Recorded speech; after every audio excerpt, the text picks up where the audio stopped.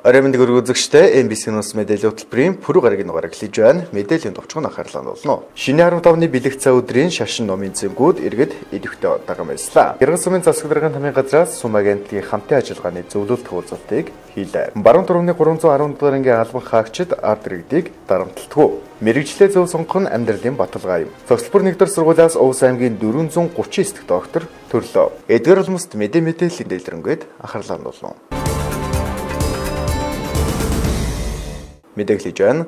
Монгол түмний цагаан сарын баяраар хүмүүр шинэ 15-ны бэлэг цай өдөртөө багтаан засал номоо хийлгэж буян үлдэх хүсэлтэй байдаг. Тэгвэл өнөөдөр буюу шинэ 15-нд бүх өргөн засал хийж буян хурайлах шашин номын цэнгүүнийг зохион байгууллаа. Иргэд энэхүү цэнгүүний номонд даган баясаж заслаа хийлгэн сэтгэл өндөртэй байлаа. Сар шинийн баярын дараах өдрүүдээс сүсгт налан тухайн гарч буй жилийнхээ засал номын хийлгдэг. Хаврын ихэнх сарын шинийн 15-ны дотор багтаан үйлцэн буян төм живаагаар ариушдаг гэж монголчууд эдгээрүүдэр буян хурааж хүрээ сүм хийдэд эргэл мөргөл хийдгэнэ. Тиймээс дэшин 10 жилийн хийдийн лам нар болон MBC телевиз хамтран шинийн 15-ны бэлэг цай өдөр бүх өргөнд шашин номын цэнгүүнийг зохион байгууллаа. Энэхүү цэнгүүд оролцсон номон даган баяссан сүсгт налан жилийнхээ заслаа хийж гэр бүл төрөл садангаа даатах нь сэтгэл хангалуун байлаа. Шулаа сайхан байна. Сайхан байж байна. Надад баярлалаа. Ер нь энэ жилийн цэнгүү ер нь ямар болж байна? Сайхан байж байна. Сайхан байж, сайхан цэнгүү байж байна. Тэгээ одоо заслаа хийлгээд бид одоо сайхан суусгаж байна. Сайхан болж хаж байна. Өндөр сэтгэлтэй байна. Өнөөдөр бас буйныхаа одоо юу жидийнхаа засал хийлгэж ингэж байгаад одоо сэтгэлийг өндөр байна. Энэ жилийн нэрийн шашин номын цэнгүүр хэр болж ингэж хийж байна? Сайхан болж байна. Буян номынхаа энэ шашин буян номынхаа ажил сайн оролцож буян гişгэн сайн хүртээрэл гэж хэлдэг.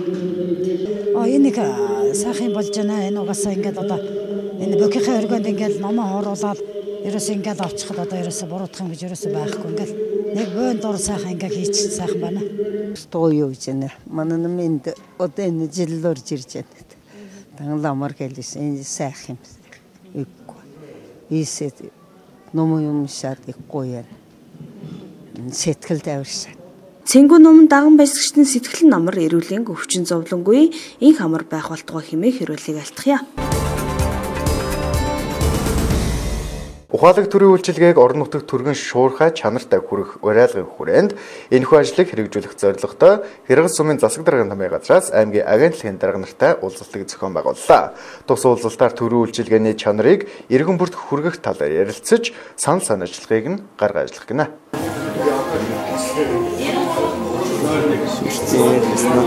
Гэргэн сумын иргэдийн төлөөлөгчдийн хурлаас санаачлан аймгийн агентлагийн дарга нартай хамтын ажиллагааны зөвлөлт уулзалтыг зохион байгууллаа. Энэхүү уулзалт ухаалаг төрийн үйлчлэгийг орон нутагт яаж түргэн шуурхай хүргэх цаашид сум агентлагууд хамтын ажиллагаа өргөжүүлэн хэрхэн хамтран ажиллах зорилготой гэж байна. Тус зөвлөлт уулзалтын үеэр Гэргэн сумын засаг дарга 2014 онд хийж хэрэгжүүлсэн ажил амжилт бүтээлээ агентлагуудын дарга нарт танилцуулж цаашид төрийн үйлчлэгийг сайжруулан иргэдэд шуурхай өргөх талаар санал бодлоо солилцлоо.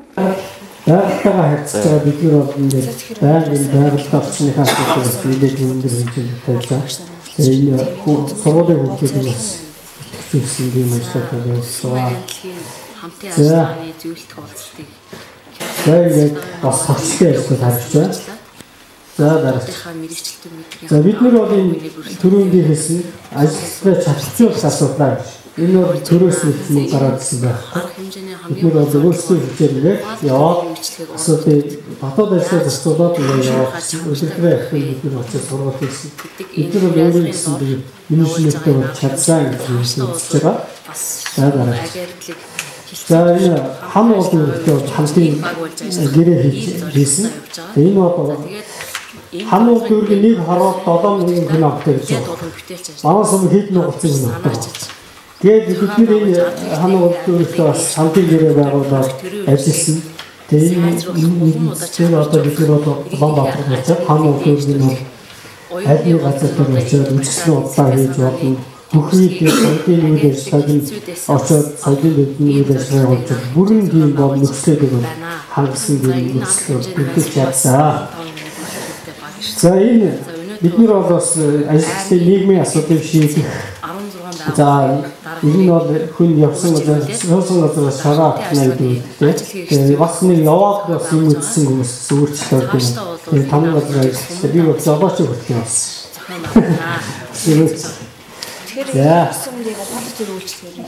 Бид нэр бол хайр сүмийн хэмжээнд бол ер нь бэрэл бүтээгдэхүүн гэж ярьдаг. Ер нь бол тэрсэн нэлээдгүй бэрэл бүтээгдэхүүнтэй тэрүүгээ бид нэр бас нэг удамшлал бол цаашаа өргөжлөх шаардлага байна. Тэгээд энэ үеэс бол стил болны үндэслэл бодлоонд бол бид нэр бол хүн болгоныг оролцоод юм байна. Тэгээд энэ нэг зургууд бол харагдаж байна. За энэ бол бэрэл бүтээгдэхүүн бол сум хэмжээ сан за хөдөлмөр эрхтэй хамтраад ингээд асуудлыг шийдэж. Тэгэхээр энэ бас нэг том боломжууд байгаа. Тэгээд гадаг шиг бас үндэслэл бодлоонд оролцсон гэдэг нь хүмүүс нэг хийсэн юм бас дахиад сануулж бас итгэвчтэй гарцуулж. За бол төрийн үйлчлэл өрхөж чанартай хүрч. За энэ итгэдэг уртын албадууд бол том газрын. За энэ бид нэр ингээд энэ сүүлийн төрийн албаа орчныг уулзаж очирдаг асуудал. Тэгээ бид нэр ингээд ширээд үргэлжлэхээс болчихсон. Эдгээр бол ерөөсөө бид нэр өөрсдийн байгууллагаас өөрсдөө холоо хийгээд авчаад идэв байна. Бас нэг хэмжээгээр нэг гойр нэлтэй.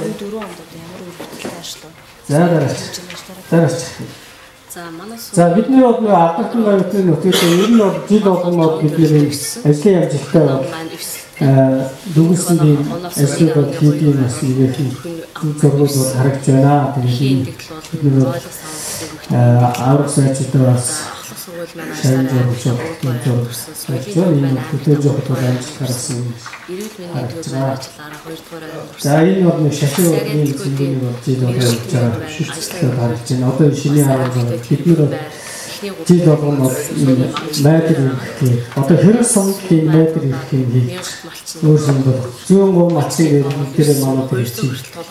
За энэ зэрэгдээс нь бас нэг ажил хийх төлөвлөлтөөр бас бид нэр туршлагуудаа явуулж байна. За дараа бас нэг ажлын эцсийн хайрцаг сумын ядрын эцсийн хайрцаг харагдаж байна. За энэ сумын хорлоод багийн хорлоод явуулж байгаа. За энэ улаан зураг төрийн бас байгууллагатай бас нэлээд хамтарч ажиллаж байгаа. За энэ эрүүл мэндийн чиглэлээр бид нар бол энэ чиглэлээ үзүүлдэг гэсэн сургалтын машин идэж болсон. Хэрэг сумын хувьд 2014 онд амжилт бүтээлээр дүүрэн байсныг сумын удирдлагууд хэлжээлээ.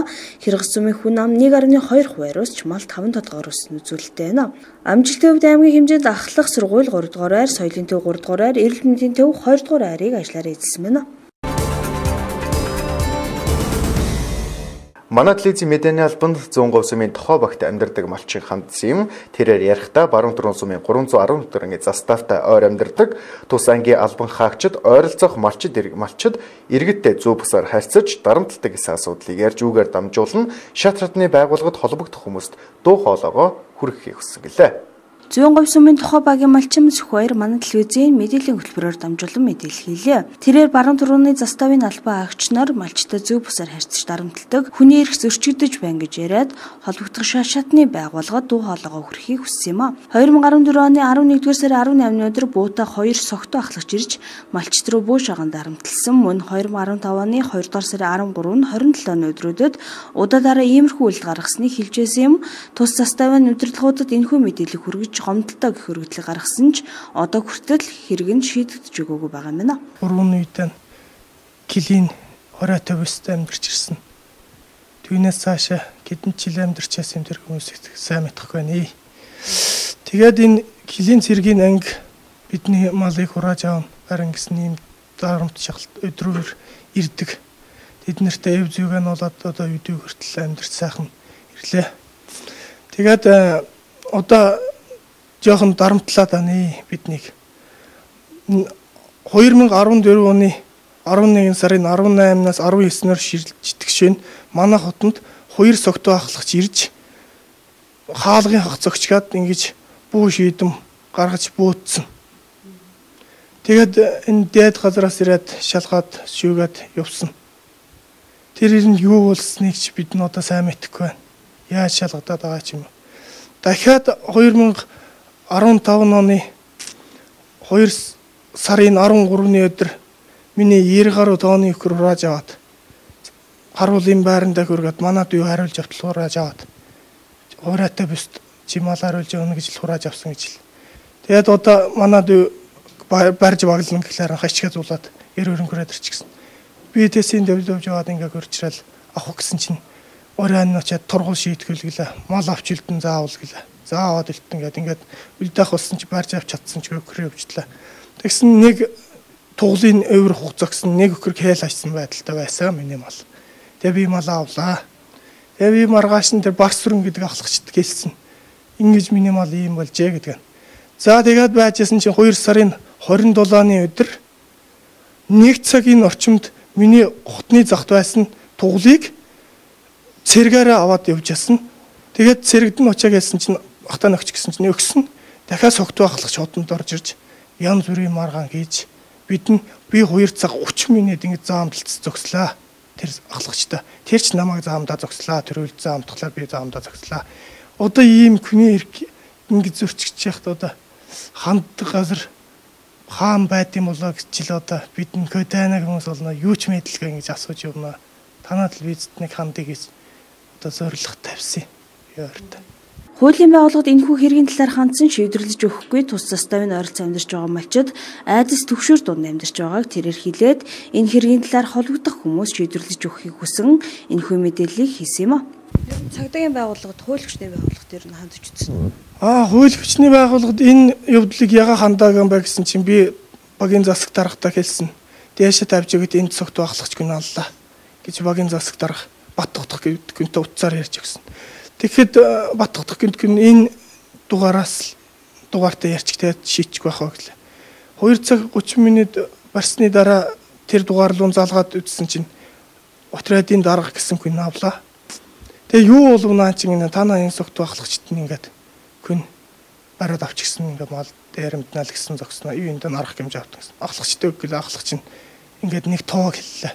200 гаруйтай тоог хэлсэн. Тэгсний үдсэн дээрээс нөхөр ахлагч дийлдгээ. Энэ зүр ийм зөрчилтийг лэм гарлаа. Одоо энэ ардууд цэрэг цогчлаа гэж газар дээр нь тэгж гүжирдсэн. Одоо тэр залуу бид нэрийг. Тэгээд одоо тэр гүжрийн хэрэгээр орж ирлээ. Цагдаад энэ орж ирээд ингэсэн. Одоо та нар юу одоо энэ цагдаа нь болохоор ингэж хэлж байна. Та нар одоо энэ гэмт хэрэг хийсэн хүмүүс. Килийн цэрэг тавцсан. Эднэрийг та нар ирэн барахгүй гэж хэлж байна. Бардгом хүмүүс. Ардууд бардгом нах гэж. Одоо та нар нам бүүж өгтөн. Хэрэг авах гэж чи үнэн хэлгсэн над руу шаарч.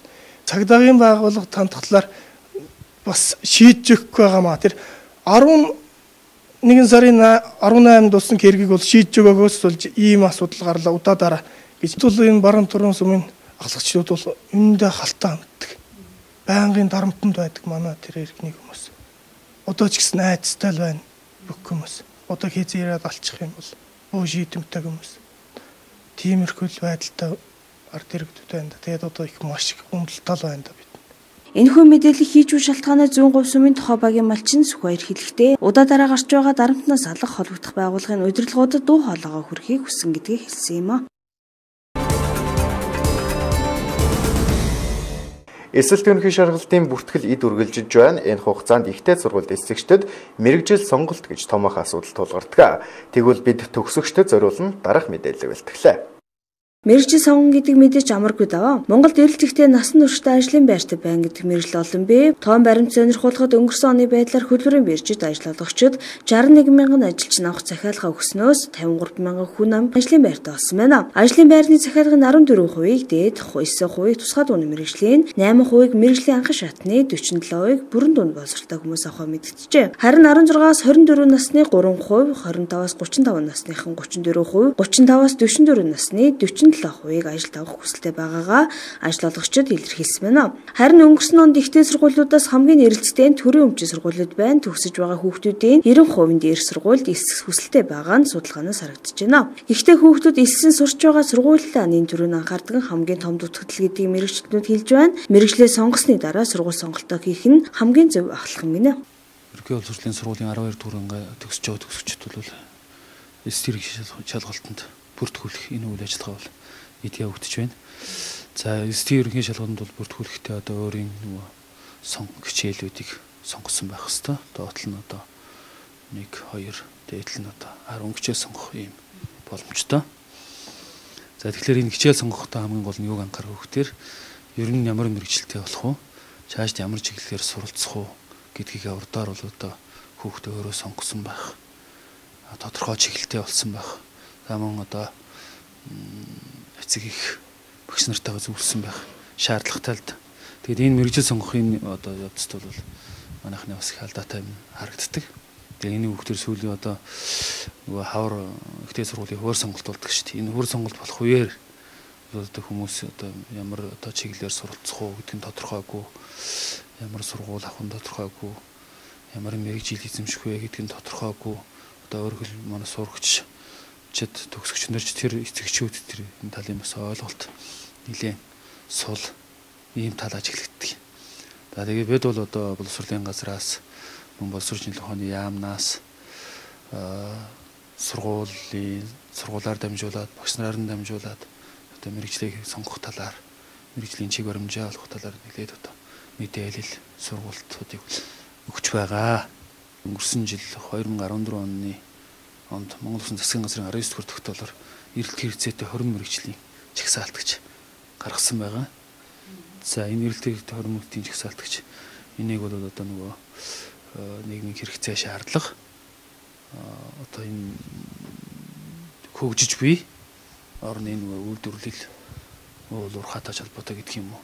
Ийм одоо чиглэлүүдийг үндэслээд энэ хөдөлмөрийн зах зээлийн судалгаагаар энийг тогтоож гаргасан ийм одоо эрэлт хэрэгцээтэй 20 мэрэгжлийн чагсаалт байдаг. Энэ чагсаалтыг бас одоо харж сонирхож бас мэрэгчлээ сонгох нь чухал юм аа. За бас мөн энэ одоо бүх сургуулиудад хүрэгдсэн байгаа мэрэгчлээ зөв сонгох нь гэсэн одоо тийм гарын авлах одоо тийм мэдээлэл болох үст тийм том одоо мэрэгчлүүдийг ингээд дотор ингээд ангилаад ингээд хийчихсэн мэрэгчлийг ер нь өөрийнхөө онцлог тохиолж яаж сонгох уу гэдгийг тодорхой заагаад өгсөн. Ийм одоо томоохон гарын авлах сургуулиудын номын сангаар дамжуулагдаад хүрсэн байгаа. Энийг одоо бас харж ашиглаж эцэгчүүд бол бас хүүхдүүд судлах хэрэгтэй. Хөдөлмөрийн зах зээлийн эрэлтийг 2.5 жилээр төлөвлөж судалгаа хийдэг. Улсын хэмжээнд 55 мэрэгжлийн сургалт үйлдвэрлэлийн төвд 205 мэрэгчлэр сургаж байна. Өнөөдрийн байдлаар хамгийн их эрэлттэй байгаа мэрэгжил гэвэл уул уурхай, хөдөө аж ахуйн, барилгын салбар юм байна. Мөн аж үйлдвэрийн ажилчин, машин тоног төхөөрөмжийн оператор, өгсрөгч, зоогийн газрын үйлчлэгийн чиглэлийн ангилалд хамаарах мэрэгчлээ ажилтныг ажлын байрны захиалга хийх байгаа гэж байна. За ерөнхийдөө бол 2013, 14, 15 оны эхний удирдлагаар гарах гэж байна. Тэгээд энэ одоо статистик мэдээнүүдээс харахад хамгийн эрэлттэй салбарууд бол яг л өмнөх онуудын шиг мэрэгчлэлтэй боловсон хүчний хэрэгцээ их байгаад байна. Хэрвээ чи мэрэгчлээ сонгоод 4 жилийн дараа нутагтаа ирж ажиллана гэж бодож байгаа бол ерөөсөө л одоо барилгын салбарт, за бөөний худалдаа, хөдөө аж ахуйн салбарт одоо эрэлттэй мэрэгчлүүд байгаад байна. За жишээлбэл мэрэгчлэлтэй боловсон хүчин гэдгийг тодруулах юм бол цаг улирлынхаа байдлаас хамаарат гуталчин тий за барилгын өргөн мэрэгчлүүдээс сантехник, өрлөгчин, бетон арматурчин за одоо ингээ хавар болохоор бүтээн байгуулалтын улирлыг хилдэг. Тэгээд тэр талын ажлын байрууд их гарч байна. За сүүлийн үед бол үйлдвэр үйлчилгээ их хөгжиж байгаатай холбоотойгоор одоо үйлчлэгийн хүн хүнтэй харьцдаг мэрэгчлүүд илүү эрэлттэй болж харагдаж байна. Тэгэхээр хүүхдүүд маань бол сая 15 оны 2 дугаар сард бас нэг авсан судалгаа байдаг. Коллеж одоо иргэдийн төлөөлөгчдийн хурлын хажууд төр хороо уралдаж байгаа эрэлттэй салбараа тодруулах гээд за авсан судалгаанаас үзэхэд бол 780 хэдэн хүүхдээс 9-12 дугаар ангийн хүүхдүүдээс судалгаа аваад үзэхлээр ерөөсө 26 хүүхд буюу ерөөсө 10 хүрэхгүй хувь нь л мэрэгжлийн боловсролыг сонгоё гэсэн хүсэл сонирхолтой нь илүү харагдаж байна гэж. 14 оны 4 сард хийгдсэн хөдөлмөрийн хилцээс хийгдсэн судалгаа хийж байдаг. За жишээ миний эрхэлж байгаа ажил дээр тэр юу гэж гарч ирнэ вэ гэхээр хүүхдэд зөнхлөх 6 хэв шинжээсээ одоо 6 хэв шинжээс өөртөө тохирох 3 хэв шинж илүү давмгай байгаа хэв шинжээ олж авдаг тийм судалгаа байдаг. За тэр судалгаагаар харахад бол хүүхдүүд ямар мэргэжлийг төлхөө сонгоод байна вэ гэхээр ерөнхийдөө эрэлттэй байгаа салбар чинь бүтээн байгуулалтын салбар буюу гараараа хөлөөрөө толгоо зэрэг ажиллуулж хийдэг гараас нуран бүтээл за бүтээгт үйлдвэрлэл гарч идэг мэргэжлүүд салбарууд нь ингээд ажлын байр гараад байхад хүүхдүүд маань ямар мэргэжлийг сонгоод байна вэ гэхээр яг тэр бодтой гараараа хийж бүтээдэг тэр мэргэжлүүдийг инженеруудыг операторч нь эмч совилогч тийм мэргэжлүүдийг одоо сонгохгүй зүгээр одоо төрийн албанд ажиллах сонирхолтой байдаг офис суугаад дараалаад удирдаад юмыг зохион байгуулад явдаг мэргэжлүүдээ илүү сонгож байна гэж харагдаж байгаа. Ерөөсөө 9-өөс 12 дугаар ангитай яг адилхан ингэж давхцаж гарч ирж байгаа. Мэргэжил сонгон гэдэг хэлбэр биш гэдгийг хүмүүрэл биеэрээ мэдэрдэг. Үр хүүхдээ сонголт хийхэд цаг үеийн байдлыг ажиллах мэдээж хэрэг, харин сонголтоо хэр зөв хийсэн бэ гэдгийг эцэгчүүд та бүхэн бас нэг бодоод үзээрэй. Манай аймгийн Эрдэмтэн докторууд нэгээр нэмэгдлээ цогцлбор 1-р сургуулийн Батцаая багш ээлжид хичээлийн явц дахь суралцагч төвтэй арга зүйн хэрэглэг судлах сэдвээр докторийн зэрэг хамгаалаад ирсэн байна. Цогцлбор 1-р сургуулийн багш Батцаая боловсролын байгууллагад 10 жил ажилласан туршлага судалгаануудаа үндэслэн ээлжид хичээлийн явц дахь суралцагч төвтэй арга зүйн хэрэглэг судлахын сэдвээр докторийн зэрэг хамгаалан Увс аймгаас төрөн гарсан 439 дэх хүн боллоо. Докторийн зэрэг хамгаалсан ном тохиомдлогоо дээжээс цогцлбор 1-р сургуулийнхаа удирдлагад хардуулт өгсөн нь. Боловсролын байгууллагад 10 жил ажилласан туршлага судалгаан дээр үндэслэн ээлжид хичээлийн явц дахь суралцагч төвтэй арга зүйн хэрэглээг судалсан сэдвээр боловсрол судлалын ухааны докторийн зэрэг хамгаалаад ирлээ. Энэхүү судалгааны ажлын зорилго нь ээлжид хичээлийн мөн чанар, онол арга зүйн үндэслэлийг боловсрол судлал сэтгэл судлалын үүднээс тоомлон судалж улмаар одоо бага ангид хэрэгжүүлж буй одоо суралцагч төвтэй сургалтын арга зүйн хэрэгжилтийн талаарх багш суралцагчдын ойлголтыг харьцуулан судлахад чиглэгдсэн. Цаашид цогцлбор 1-р сургууль болоод аймгаас олон доктор төрөх болтугай гэж өрөөё. Хэсэг хугацааны реклам сурталчилгааны дараа MBC News мэдээлэл хөтөлбөрийн үргэлжлэлийг хүлээн авч байна.